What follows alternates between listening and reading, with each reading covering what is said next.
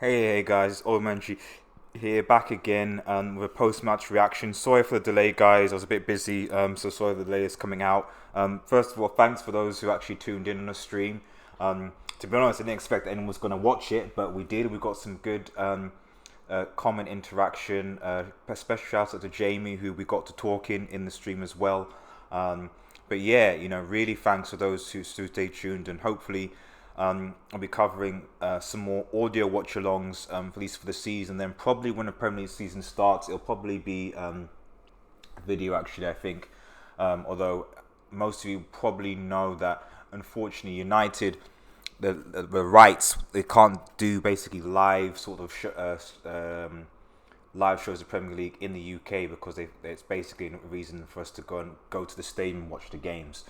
So if I'm going to be doing those videos, it'll be like audio, but me being in the video, or you'll see me from Old Trafford because I've got a season ticket and I'll be able to go down. Anyway, thanks again. So I'll leave that there.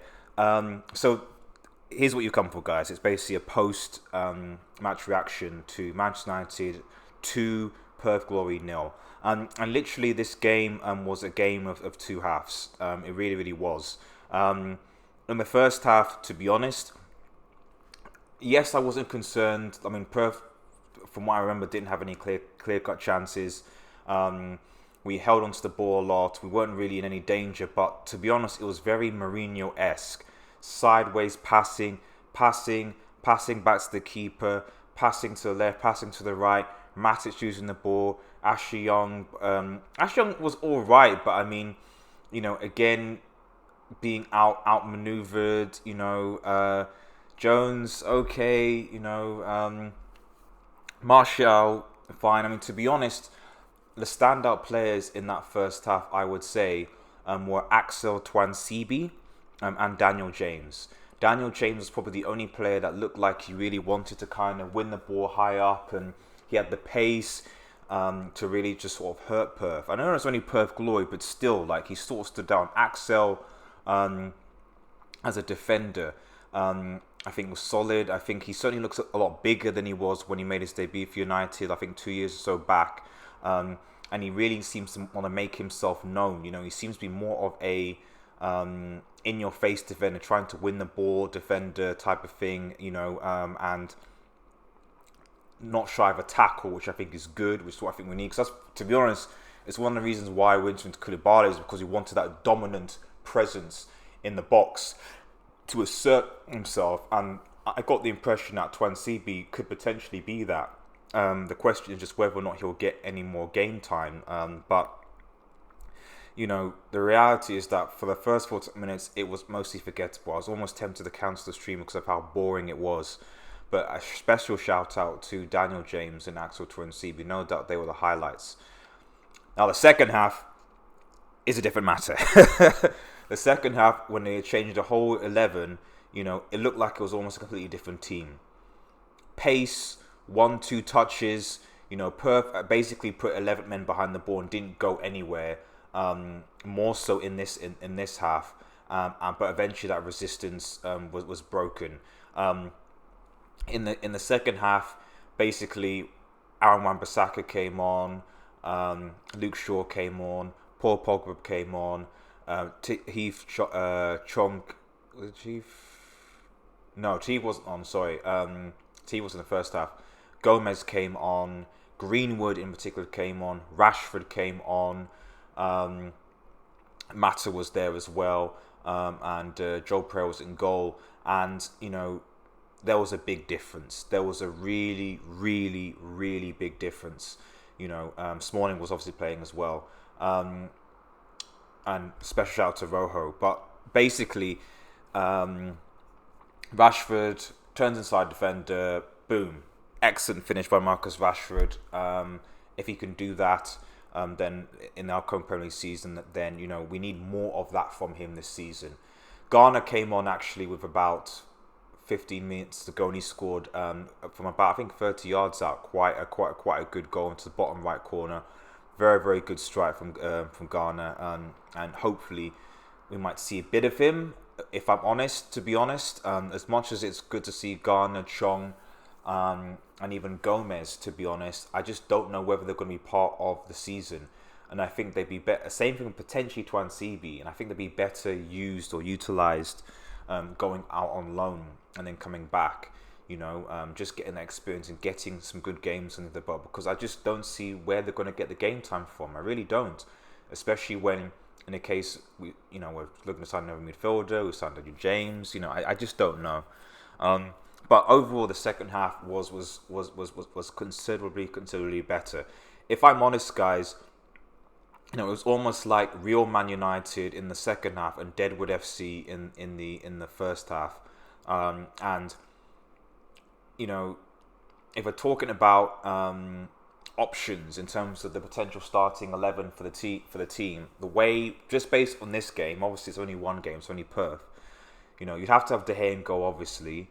Although we'll see what happens with his contract, etc. And Romero is a good second, I think, as is Joel Pereira. Centre backs is interesting. Lindelof obviously wasn't there, but so Lindelof will have to is us or something. So centre back, but to pair with him, it's going to be between Smalling or Twansibi if we don't get another centre back. I would say I would give it to Twansibi, if I'm honest. I would. Let's see how he goes. But if he hasn't had a good pre-season, start Twansibi.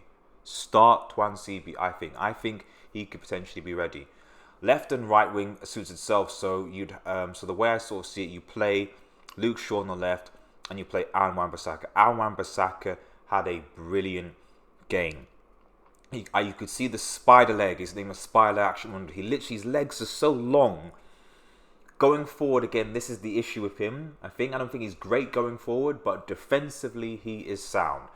And that is a marked improvement of Ashley Young, because teams were getting down on the right side and causing us problems. That is not going to happen this season with Aaron Wan-Bissaka there. So I'm looking forward, if we can just improve his forward-thinking game, being able to cross into the box, get those balls, etc. Then my goodness, we've got a gem. We've got a gem. So that's the back four. In terms of the midfield, that's where things get a bit interesting. McTominay, who I haven't mentioned, had a good game. So McTominay potentially as a DM or holding midfielder. Pogba obviously if he stays. And then your other third midfielder, it's Bruno Fernandes if he can come.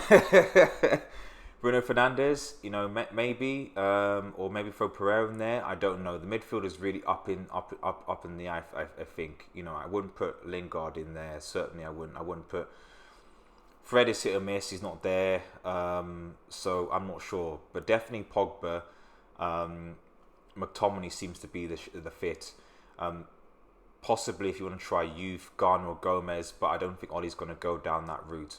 So probably it might end up being like maybe Matic with Pogba and I don't know, Fred or something. But personally, I don't think Matic should be there. I don't think Matic had a particularly good game. Was losing the ball. I think that the two best midfielders that were just used as midfielders in that game was probably Pogba and Herrera. Pogba's had an average game, but certainly a better game than Matic, no doubt about that. Yeah, that's probably who I would go. So up top, in the terms of the three, especially if we play 4-3-3, it depends really. You could switch it, but you're gonna have to be picked between Rashford, Martial, Lingard, and Greenwood. Greenwood was immense in this game, and I think Greenwood needs to start Premier League games slowly but surely. Maybe come on as a substitute.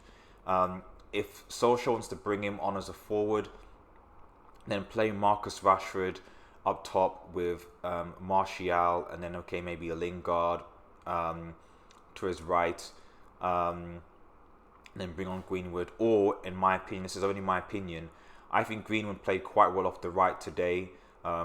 So you can basically play Greenwood, Rashford, and Martial, with maybe Greenwood and with all three of them interchanging, to be honest, because they like coming inside. So it's quite possible that we could play that formation, and I think that would scare teams. So Rashford, Martial, and Greenwood front three would be good. So yeah, it's in summary, First half negative, second half positive. It's the first game of the preseason. Some encouraging signs. Special shout outs to certainly Greenwood, Daniel James, Axel Tuanzebe, Arman Bissaka. I think all of those guys had a really good game. I'm looking forward to seeing how they'll progress in the future.